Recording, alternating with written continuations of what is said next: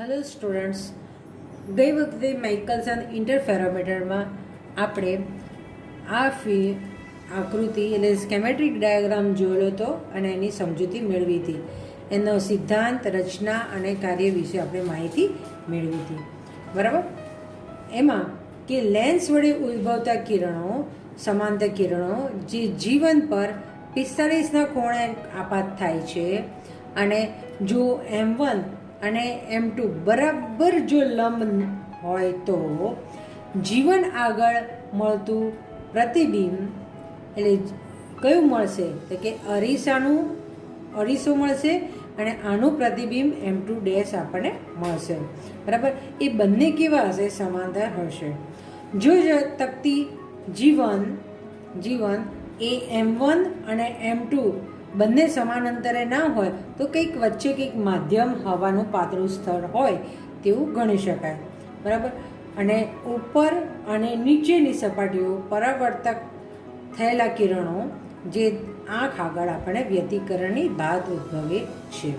બરાબર. હવે એના ઉપરથી આપણે પદ તફાવતનું સૂત્ર મેળવીશું. એના માટે કે બે કિરણો વચ્ચેનો પદ તફાવત 2D cos થીટા થાય, જ્યાં D બરાબર આપણને ખબર છે કે હવાના સ્તરની જાડાઈ છે, એટલે કે M1 અને M2 ડેશ વચ્ચેનું તેમનું અંતર છે. થીટા છે આપણું એ શું છે કે આપાત આંખોમાં પ્રવેશતા એટલે કે અહીંથી જે આપણા આંખમાં પ્રવેશે તેનું લંબ સાથેનો બનાવેલ કોણ છે, એટલે કે વક્રીભવન કોણ પણ કહેવાય છે. બરાબર. જીવનની પાછળ એટલે અહીંયા આગળ જીવનની પાછળ અંશતઃ ચાંદીનો ડોળ ચઢાવેલો હોય છે. આથી એક કિરણ ચાંદીની સપાટી પરથી પરાવર્તન પામે છે, જ્યારે બીજું કિરણ પાછું વળતી વખતે હવાના કાચની સપાટી પર પરાવર્તન પામી એટલે કે અહીંથી પરાવર્તન પામી. એડસન નામના વૈજ્ઞાનિકે દર્શાવ્યું કે આનો અને આનો કિરણનો તફાવત કેટલો છે તો કે પાઈ જેટલો અનુભવાય છે. બરાબર. 180 ડિગ્રી જેટલો. બરાબર. અને તેથી જ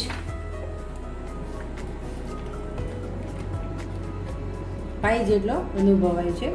અને તેથી સમીકરણનો પદ તફાવત જે 2D sin થીટા એ જ રહે છે. જો તકતી જીવનને ચાંદીના ડોળ ચડાવેલો ન હોય તો એક કિરણ આવી ઘટના અનુભવતું નથી. જો આ ચાંદીનો ડોળ ના હોય તો એવું અનુભવતું નથી. તો આવી ઘટના હોય ત્યારે એનું જે પદ તફાવતનું જે સૂત્ર બનશે તમારે કે 2D cos થીટા પ્લસ λ/2 જેટલું બનશે.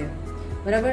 એડસરે શું દર્શાવ્યું કે બંને વચ્ચેનો દર્શાવ્યું કે બંને સ્થિતિમાં જે એનો પાઈ તફાવત છે અને પાઈ તફાવતને લીધે જો ચાંદીનો ઢોળ ન હોય તો એ વખતે પદ તફાવત 2D cos થીટા પ્લસ λ/2 બનશે. અને ઉપરનું સમીકરણ જે છે 2D cos થીટા અને એના સ્થાને તમારે શું મૂકવું પડે? 2D cos થીટાના સ્થાને 2D cos થીટા પ્લસ λ/2 મૂકવું પડે છે. બરાબર. હવે આપણે જોઈશું કે વર્તુળાકાર શલાકાઓના પ્રકાર. કે આમાં કઈ ટાઈપના શલાકાઓ રચાશે અને એના પ્રકાર કેટલા છે. બરાબર. હવે સૌથી પહેલાં તો આપણે આ ફિગર પર કોન્સન્ટ્રેટ કરશું. બરાબર. અહીંયા ફિગર. બરાબર. આ ફિગર પર કોન્સન્ટ્રેટ કરશું કે બંને અરીસાઓ M1 અને M2 જો બરાબર લંબ હશે તો એકરંગી પ્રકાશ હતો એનો વર્તુળાકાર શલાકાઓ રચાશે. બરાબર લંબ હશે તો જ. બરાબર. હવે અરીસો M1 અને M2 જ્યારે બિલકુલ લંબ હોય ત્યારે એક રંગી પ્રકાશનો જે શલાકાઓ રચે છે એ માઇકલસન ઇન્ટરફેરોમીટરમાં કે ટી દ્વારા, અહીંયા આગળ જે તમે ટેલિસ્કોપ મૂકેલું છે એ ટી આગળ તમને સીધું જ M1નું પ્રતિબિંબ દેખાય છે અને બીજું કયું દેખાય છે M2 ડેશ, એટલે કે M2નું જે આભાસી પ્રતિબિંબ છે એ M2 ડેશ, એ બંને કેવા દેખાય છે? સમાંતર દેખાયેલ છે, બરાબર. તે કાચની તકતી જીવનથી પરાવર્તન પામીને મળે છે, બરાબર. આ જે જીવન આગળ પરાવર્તન પામીને આપણને મળે છે આ, બરાબર. અહીં આમ આભાસી પ્રતિબિંબ M2 ડેશ દ્વારા પ્રકાશબિંબ અને અરીસા M1થી પરાવર્તન પામેલા પ્રકાશબિંબ વચ્ચે વ્યતિકરણ રચાય છે.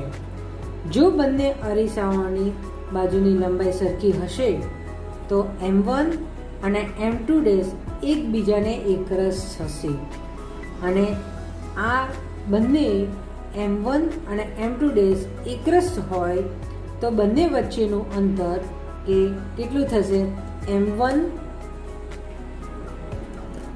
બંને વચ્ચેનું અંતર M1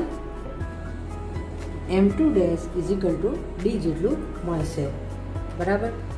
જો પ્રકાશનું બીમ S બિંદુથી ઉદ્ભવી M2 ડેશ અને M1 દ્વારા પરાવર્તન પામશે અને અવલોકનકાર બે આભાસી પ્રતિબિંબને S1 અને જે M2નું પરાવર્તનથી, S1 એ M2ના પરાવર્તનથી અને S2 બરાબર જે M1ના પરાવર્તનથી મળશે. બંને આભાસી પ્રતિબિંબો વચ્ચેનું અંતર 2D જેટલું હોય છે અને અવલોકનકાર એ થીટા ખૂણે કેવો હોય છે એ જોવા મળતો હોય છે, એટલે કે થીટા ખૂણે અનુભવે, બરાબર. અને આ બંને પ્રકાશબિંબનો તફાવત 2D cos થીટા જેટલો હશે, એટલે M2થી આવતા પ્રકાશબિંબ 80 આગળ જતા પાઈ જેટલો તફાવત અનુભવે છે. માટે બંને પ્રકાશના બીમ વચ્ચેનો કુલ તફાવત એટલે કે del is equal to 2D cos theta plus λ/2 મળશે. એટલે કે પ્રકાશિત વલયો માટે 2D cos theta plus λ/2 is equal to m is equal to 0 1 2 3, જ્યાં ડી એટલે કે બે અરીસા વચ્ચેનું અંતર, લેમ્ડા આપાત તરંગ લંબાઈ છે અને થીટા છે એ આપાત પ્રકાશ કિરણોનો કોણ છે. આ વર્તુળાકાર વલયોનું માટેનું સમીકરણ છે, બરાબર. અને એના જુદા જુદા જે ફિગરો જે છે આ A B C D E જોવા મળે છે. અરીસો M1 અને M2 ડેશ જો એકરસ થાય એટલે કે M2D એટલે કે એ વચ્ચેનું અંતર કેવું થઈ જાય? 0 થાય, ત્યારે પદ તફાવતમાં બંને λ/2 જેટલું થઈ જાય, બરાબર. λ/2 થાય એટલે કે M2D ઇઝ ઇક્વલ ટુ 0, અહીંયા આગળ M2 dash D is equal to 0 થાય. 0 થાય એટલે કે શું થઈ જશે? અહીંયા આગળ D 0 થઈ જાય, λ/2 એટલે કે એકરસ થઈ જાય. એટલે કોની શરતો અનુભવે કે એ અપ્રકાશિત વલયની થાય, એટલે કે અહીંયા આગળ કેવું મળે છે? અપ્રકાશિત મળે છે. એટલે કે કેન્દ્ર અપ્રકાશિત હશે જે એમાં દર્શાવ્યું છે. બંને અરીસાઓમાંથી એક અરીસાને ફેરવીએ એટલે જો ખસેડતા λ/4 કરીએ તો λ/4 કરીએ તો બંને વચ્ચેનો તફાવત કેટલો થઈ જશે? λ/2 થશે, બરાબર. એટલે આ પાછું કેન્દ્ર શું થઈ જશે? પ્રકાશિત થઈ જાય. ફરીથી λ/4 જેટલું ખસેડીએ એટલે પછી અપ્રકાશિત, પ્રકાશિત, બરાબર. અને આ λ5 એટલે આ કેવું થઈ જશે? મહત્તમ, ન્યૂનતમ, મહત્તમ બનશે. ફરીથી એમને λ/4 કરીએ તો આવી રીતે મળશે. અને એનથી વધુ λ/4 એટલે કે જેમ ડી વધે એમ ડીનું મૂલ્ય જેમ વધે છે, એટલે કે બે અરીસા વચ્ચેનું અંતર વધે તેમ આવી રીતે શલાકાઓ તમને વલયો જોવા મળશે, બરાબર. એટલે કે આવી રીતે જુદી જુદી તમને જે પોઝિશનની એટલે કે પહેલાં બંનેનું 0 થયું એટલે કે આભાસી પ્રતિબિંબ અને ડીનો 0 થયું બરાબર. એ બે વચ્ચેનો તફાવત એટલે કે એકરસ થાય, બંને એકરસ થઈ ગયું M1 અને M2 તો એકરસ થયું એટલે કે એ 0 થયું બરાબર. અને આવી રીતે તમને λ4ની જેમ જેમ આપણે ફેરવતા જઈએ એમ આપણને વલયો જોવા મળે છે બરાબર. હવે એનું આપણે સ્થાનિક વલયોનું વાત કરીએ એટલે કે લોકલાઇઝ ફ્રિન્જીસ બરાબર. હવે બીજો પોઈન્ટ છે, પહેલાં વર્તુળાકાર હતી, હવે લોકલાઇઝ છે એટલે સ્થાનિક. એટલે કે જેમ બંને અરીસાઓ ટિલ્ટેડ હશે એટલે કે ત્યારે એકબીજાને બરાબર લંબ નહીં હોય, એટલે કે જો એ બંને M1 અને M2 એકબીજાને લંબ નહીં હોય અને સમાંતર પણ નહીં હોય ત્યારે M1 અને M2 આભાસી પ્રતિબિંબ જે માટે હોય છે તેના જુદા જુદા કિસ્સાઓ પથને લીધે વક્રાકાર, સીધી અને આવી રીતે વક્રાકાર પરિભ્રમણ જુદા જુદા ક્ષેત્રોમાં જોવા મળે છે. જ્યારે M1 અને M2 બરાબર સમાંતર ન હોય અને કંઈક કોણ બનાવે એટલે કે આ બે વચ્ચે કંઈક ખૂણો હોય બરાબર ઢળતા હોય તો બંને વચ્ચે શું થાય એ કંઈક હવાનું સ્તર લાગુ પડે છે બરાબર. એટલે કે ફાચર આકાર, આ કેવો આકાર કહેવાય ફાચર આકાર. એ ફાચર આકારને લીધે થઈને અહીંયા આગળ સલાખાઓ કેવું જોવા મળે છે, સુરેખ જોવા મળે છે બરાબર. જો M1 અને M2 એકબીજાને છેદતા હોય બરાબર, છેદતા હોય તો રેખા પરના બધા જ બિંદુઓ આગળ પથ તફાવત કેવો થાય, શૂન્ય થાય. તેથી તે સ્થાનને પ્રકાશિત શલાકાઓ દેખાય અને છેદન રેખાઓની લંબની બંને બાજુએ એ કેવું થાય, અહીંયા ફાચર થયું, અહીંયા ફાચર થયું બરાબર. એટલે કે આ બંને બાજુ ફાચર આકાર થયો એટલે કે બંને બાજુ જેની જે શલાકાઓ છે એ વક્ર અને શલાકાઓ વક્રતા ફાચરને સાંકળા તરફ એટલે કે અહીંયા જે નીચે જે છે એમ સાંકળા તરફ ખેંચે છે બરાબર, તરફ હોય છે.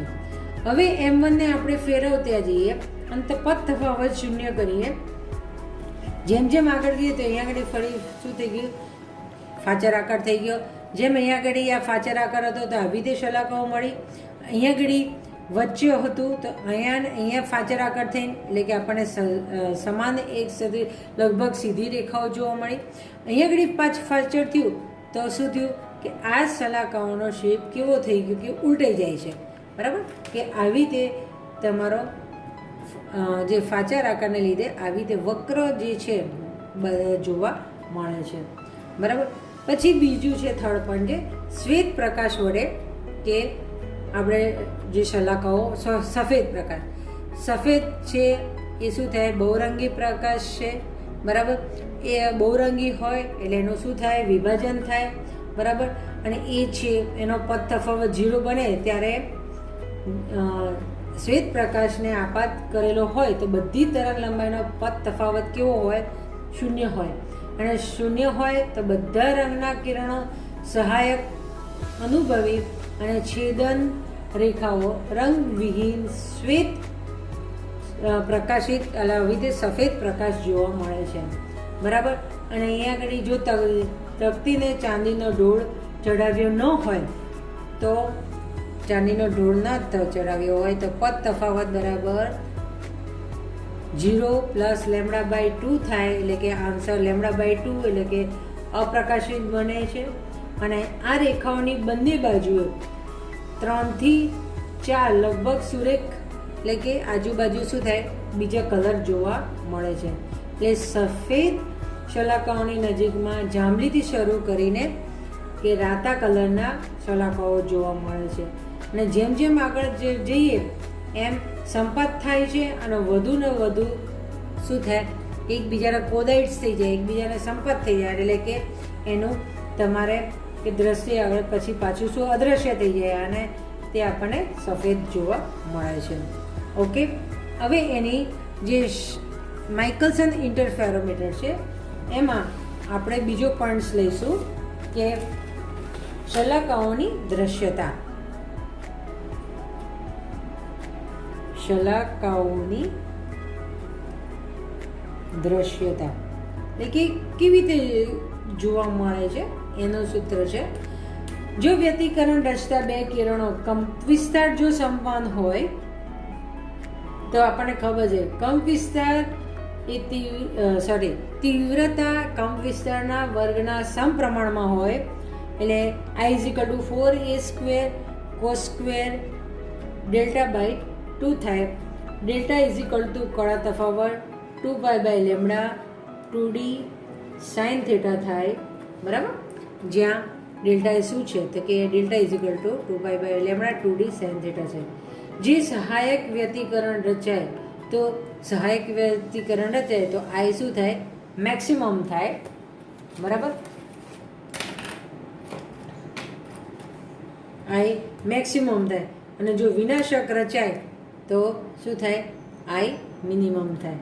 તો સહાયક અને વિનાશક માટેનું V = I maximum plus I minimum upon I maximum minus I minimum રીતે વ્યાખ્યાયિત કરવામાં આવે છે. બરાબર, એક રંગી તરંગનો કંપ વિસ્તાર સમાન હોય તો એક રંગીનો કંપ વિસ્તાર સમાન હોય તો I મિનિમમ = 0 થાય. I મિનિમમ 0 થાય, મેક્સિમમ કેન્સલ થઈ જાય એટલે V = 1 બને.